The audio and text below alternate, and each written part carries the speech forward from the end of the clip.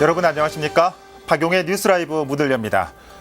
전국 사립유치원이 다음 주 월요일 대대적인 파업을 예고했죠. 이 국공립 유치원 수준으로 재정 지원을 하라는 건데 정부와 첨예한 입장차를 보이면서 결국 또다시 아이 맡길 데 없는 부모들 발만 동동 구르게 생겼습니다. 언제까지 양측의 이해관계 속에 학부모들이 피해를 봐야 하는지 모르겠습니다. 9월 12일 박용의 뉴스라이브 지금부터 시작합니다. 오늘의 헤드라인입니다. 서소문 역사공원 개발 계획이 담긴 용역 결과가 제시됐지만 중구의회는 여전히 반대 목소리를 내고 있습니다.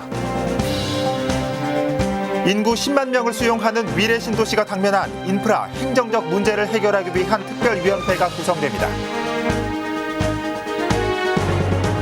에너지 자립도를 높이기 위해 서울시가 지난해 선정한 에너지 자립 마을을 보도자료 팩트체크에서 점검합니다.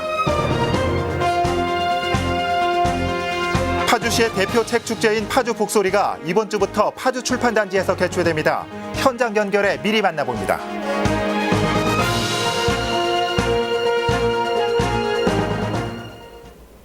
서울 중구의 뜨거운 감자인 서소문 공원 사업. 현재 중구는 공원이 완공된 이후 운영 방안을 정하기 위한 연구 용역을 진행하고 있습니다. 이 결과를 토대로 운영 관리 방안에 대한 청사진이 공개됐는데 중구의회는 받아들일 수 없다는 입장입니다. 진기훈 기자입니다. 서소문 공원 운영 방안의 청사진이 공개됐습니다. 조선 후기 대표적인 처형장이었던 공원의 역사성을 느낄 수 있는 문화 공간으로 조성한다는 겁니다. 여기에 각종 전시회와 역사교육, 천주교 순례길 등의 프로그램들을 운영한다는 계획입니다. 연구 용역에선 연간 18억 원으로 예상되는 공원 운영비를 프로그램 운영 수익과 주차장 수익, 개인 후원 등으로 충당한다는 안이 제시됐습니다. 프로그램에 대한 후원이라든지 다른 역사박물관이나 시립미술관이나 이런 다른 기관들과의 공동 프로젝트와 관련된 예산들도 좀 반영을 해가지고 저희들이 예산안을 잡은 거고요. 하지만 의원들은 받아들일 수 없는 결과라며 질타를 쏟아냈습니다. 서소문 공원이 역사문화공원이 아닌 특정 종교를 위한 공간이라는 비판이 여전히 제기됐습니다. 진짜 실질적인 조선족의 역사 박물관 내지 역사 기념 공간, 문화공간 들어서는 게 아닌 특정 종교에 의한 성지를 하나 만들어 주는 거란 말이에요. 여기에 연간 운영비로 18억 원을 제시한 것도 납득할 수 없다는 입장입니다. 의회가 추산한 운영비 40억 원에 비해 터무니없이 적은 액수라는 비판과 함께 제대로 된 조사가 이뤄졌는지에 대한 질타가 이어졌습니다. 선교자 기념전당 정기공원에 받을 1억 정도, 개인 기업 조직 단체 1억 정도, 거기에서 한 2억 정도가 수입으로 잡아져 있어요. 그런 건 어떻게 잡았을까요? 여기는 4,000평이나 되고 엘리베이터가 6군데가 있어요. 전기를 4,000평을 필라고 해요. 얼마나 들어가냐. 행정사무조사가 다음 달 31일까지 계속될 예정인 만큼 최종 운영 계획에 대한 재검토를 지속적으로 요구할 계획입니다. 지금 이제 집행부의 과장이나 주무국장님을 다시 한번 저희들이 소환을 해서 어떻게 할 것인가를 질의응답을 하는 형식을 거쳐서 다시 한번 논의를 하고자 합니다. 현재 공정률 18%를 보이고 있는 서소문 공원 사업. 지난 8월 국비와 시비 142억 원이 지원됐지만 올해 편성됐어야 할 51억 원의 구 예산은 의회에서 멈춰 있는 상황입니다. 구 예산 편성이 안 될 경우 내년 국시비 편성도 불투명한 만큼 구는 의회를 지속적으로 설득한다는 입장입니다. 딜라이브 서울 경기 케이블 TV 진기훈입니다.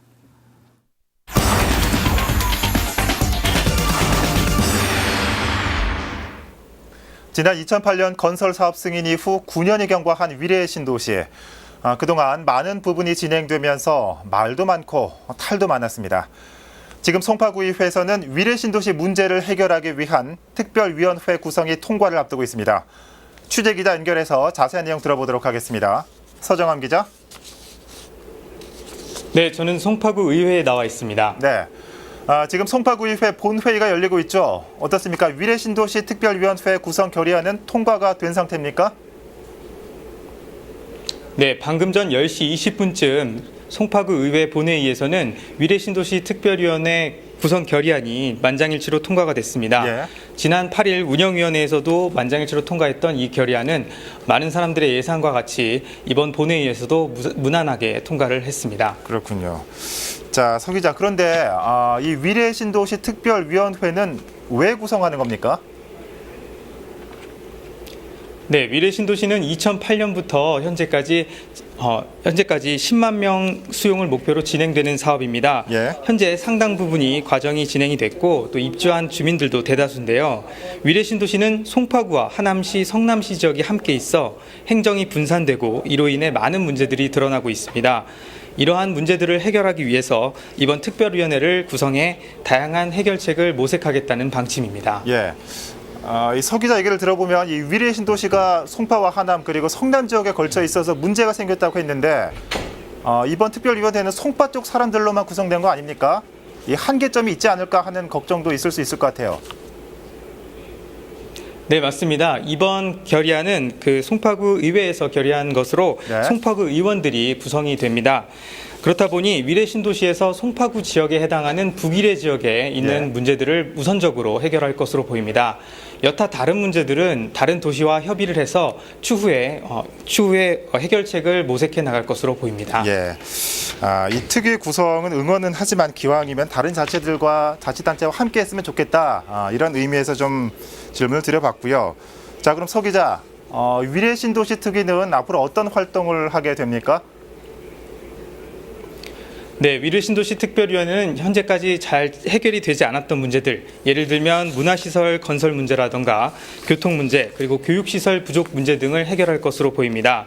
원래 문화시설이 들어서기로 했던 문화 일부지 관련 문제를 조속히 해결하고 네. 또 교통에 있어서는 탄천 동식도로 확장 문제와 또 노면 전차인 트램 설치, 그리고 위례 신사선 개통 문제에도 박차를 가할 것으로 보입니다. 예.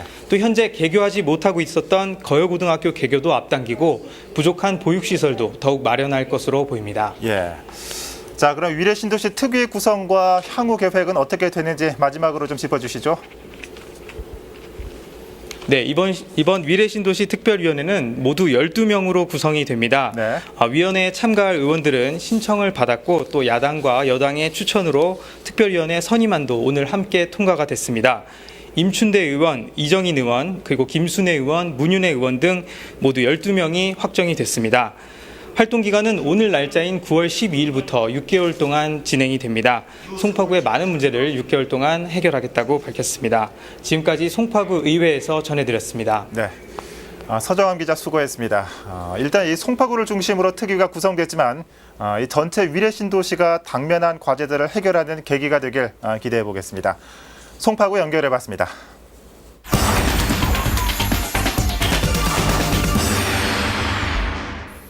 네, 이번에는 경기 지역으로 가보겠습니다. 우리나라 출판 산업의 메카, 이 파주 출판도시 일대에서 국내 대표 책 축제인 파주 북소리가 오는 금요일부터 주말까지 3일 동안 개최됩니다. 어떤 축제가 될지 자세한 내용을 취재 기자 연결해 살펴보도록 하겠습니다. 전진아 기자. 네, 파주 출판도시에 나와 있습니다. 네. 이 파주 하면 유명한 것 중에 하나가 바로 이 파주 출판단지일 겁니다.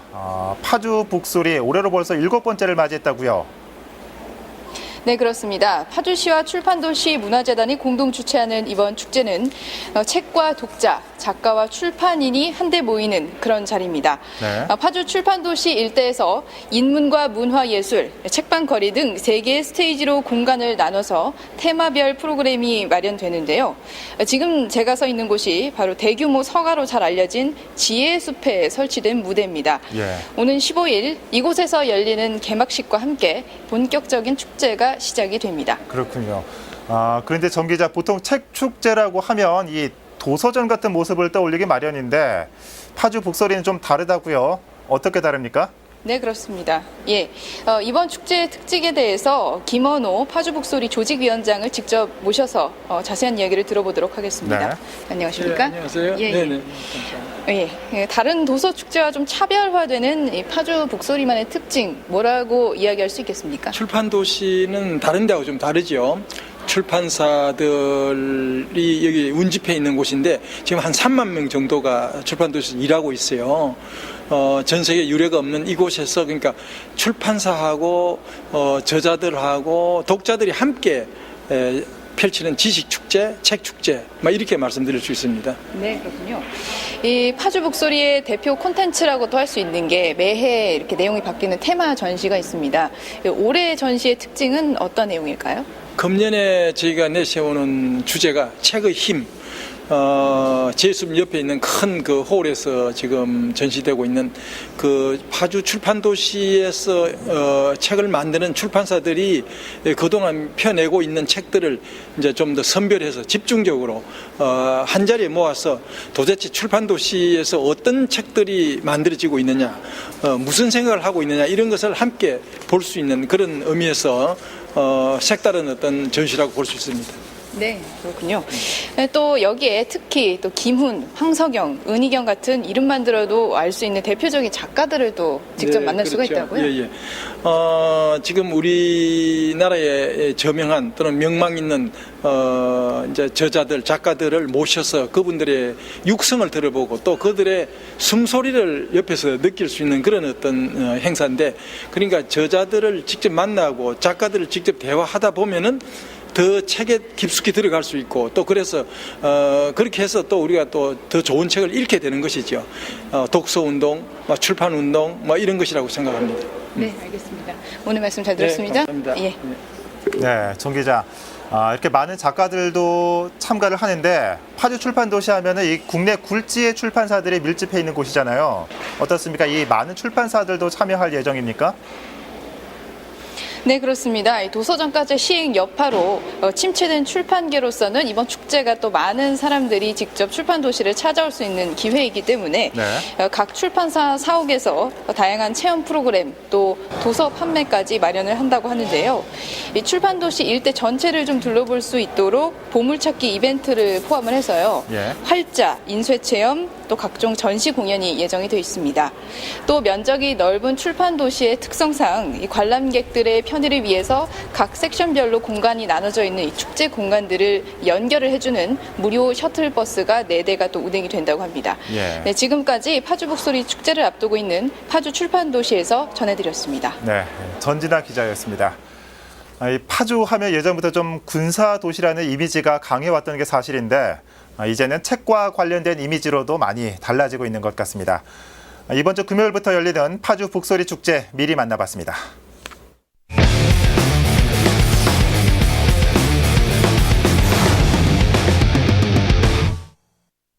보도자료 속 정책이 잘 지켜지고 있는지 점검해보는 시간, 보도자료 팩트체크입니다. 서울시는 원전 하나 줄이기의 일환으로 지난 2012년부터 공동체가 에너지 자립도를 높이는 에너지 자립마을을 추진해왔는데요. 지난해까지 서울시에서는 55곳이 에너지 자립마을로 선정됐습니다. 내년까지 100개소로 확대한다는 계획인데 현재 이 사업은 어떻게 운영되고 있는지 보도자료 팩트체크에서 점검합니다.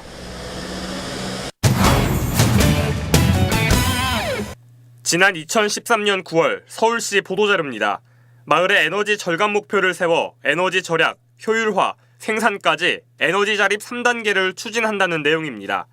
또 올해 5월 공모에서는 신규 마을 조성에 최대 800만 원, 마을 현장 실무 지원에 최대 5천만 원까지 지원하겠다고 밝혔습니다.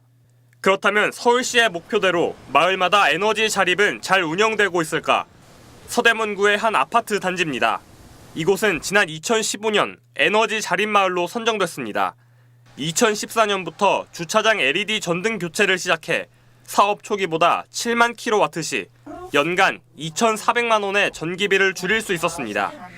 에너지 절감 성과가 인정돼 지난해까지 3천여만 원을 지원받았습니다. 강동구의 또 다른 아파트 단지입니다. 지난 2015년에 에너지 자립마을로 선정됐는데요. 이곳 역시 지하 주차장에 LED 전등을 교체하고 가정마다 태양광을 설치했습니다. 2년 전과 비교해 세대당 2,000kWh를 절감했습니다. 공동전기료를 좀 잡아볼까 시작한 게 에너지 전략의 시초가 되었는데요. 지금 지속적으로 하니까 저희가 기존에 하기 전보다 전기세가 19.7% 정도가 줄었습니다.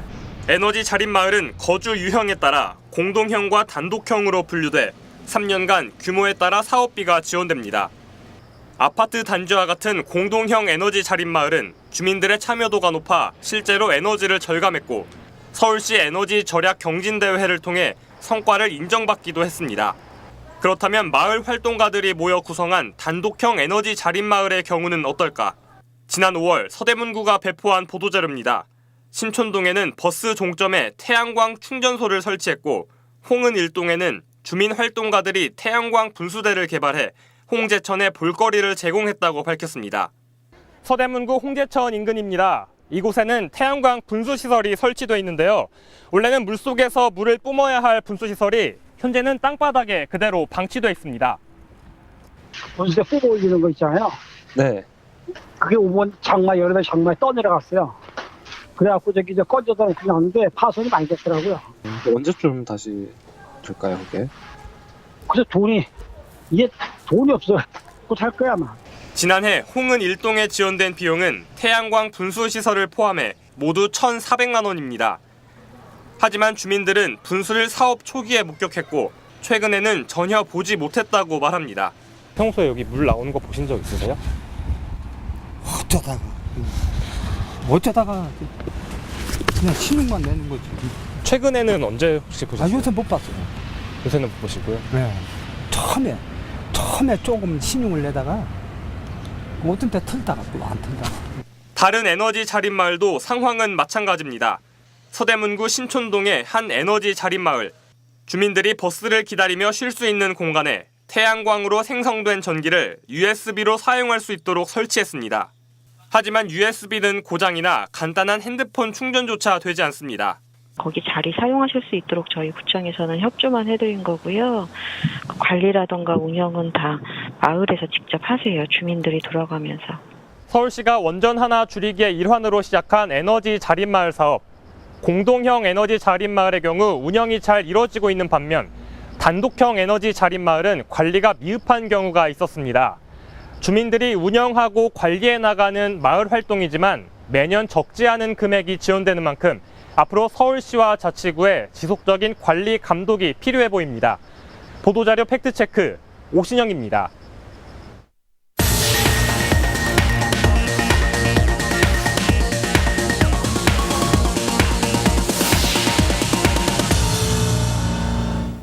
행주 대첩 승리를 기리는 고양 행주 문화제가 올해로 30주년을 맞이했습니다. 양일간 고양시 전역에서 열린 문화제는 시민과 함께하는 역사 문화 축제로 거듭나고 있습니다. 고양 행주 문화제 이모저모 이상범 기자가 취재했습니다. 호국 영령들의 넋을 위로하는 고유제를 시작으로 고양 행주 문화제가 개막했습니다. 외구의 침입과 격퇴, 승전 보고 등 행주 대첩의 역사적 현장이 생생하게 재현됐습니다. 문화제의 하이라이트인 시민 퍼레이드, 화정 문화의 거리 1.3km 구간에서 펼쳐졌습니다. 문화예술단체를 비롯해 시민 2,000여 명이 참여해 행주 대첩의 평화 수호 정신을 기렸습니다. 특히 퍼레이드 구간 곳곳에 버스킹, 퀴즈존 등을 마련해 다양한 볼거리를 제공했습니다. 시민들과 같이 할 수 있는 기회가 별로 없는데 그런 기회에 참여하게 돼서 뜻깊었었던 것 같아요. 행주 문화제 정말 너무 즐거웠고 다음에도 꼭 참여하고 싶습니다. 이 밖에 고양문화원에선 전통 민속놀이 한마당 잔치가, 화정문화광장에선 고양 신한류 예술단 페스티벌이 열렸습니다. 행주 문화제는 말 그대로 시민과 함께하는 문화축제입니다. 그리고 문화도시를 이끌어가는데 견인차 역할을 하리라고 봅니다. 임진왜란 3대 대첩지 가운데 하나인 행주대첩. 고양 행주 문화제를 통해 순국 선열들의 희생 정신을 되새기고 있습니다. 딜라이브 서울 경기 케이블TV 이상범입니다.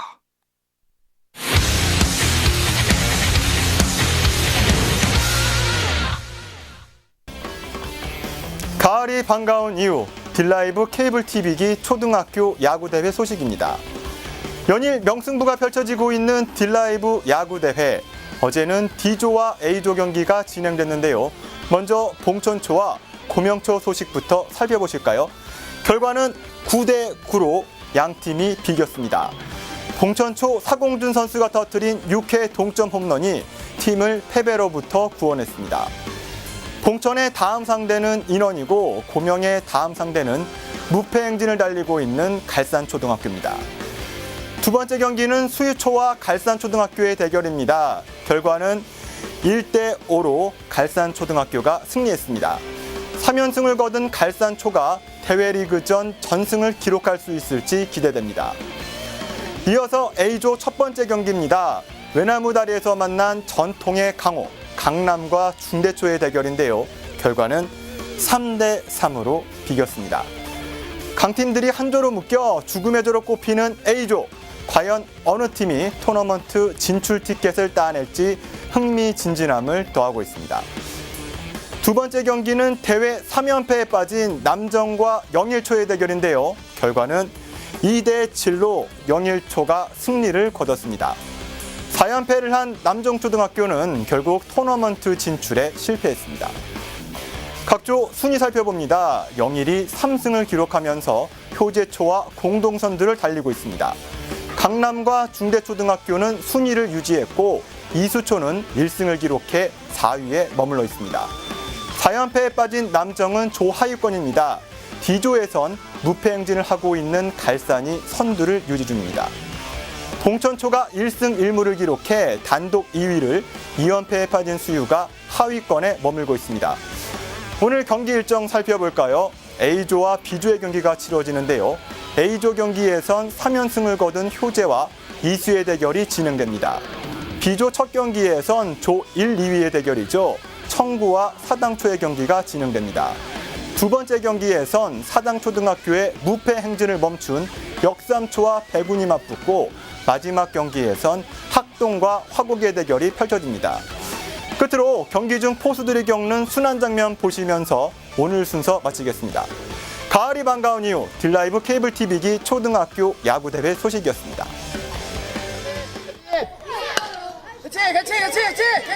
그렇지.